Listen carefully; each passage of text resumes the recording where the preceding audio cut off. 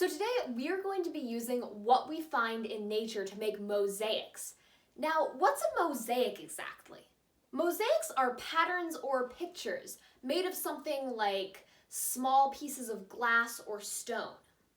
So I want you to look around the area that you're in right now and think of how many colors you can see. Can you find something that's this color of red? Or maybe this shade of green? Now try to find something this shade of yellow, or this blue, or this pink. So even though when we're outside and we think about the space around us, we usually think of shades of brown and green, there's also a lot of other colors that you can find. Maybe little flowers or fruit on a tree. So today we're going to use a bunch of these colored tiles to make our own mosaics. The first step of doing this project is flipping the big tile you're going to be using for the base upside down so that you can see the ridges on the back.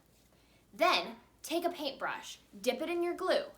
You want to make sure that there's paint all over the tile, but especially on the edges because that will help the felt to stick.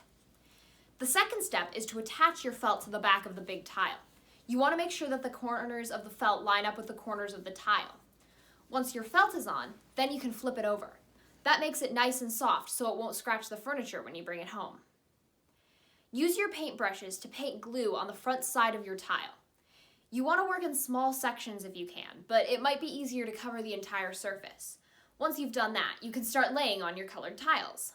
Now's the time to put your tiles down and make a picture. You can put more glue on if it starts to dry. Remember not to let your tiles hang over the edge of the big plate because they could poke or scratch someone.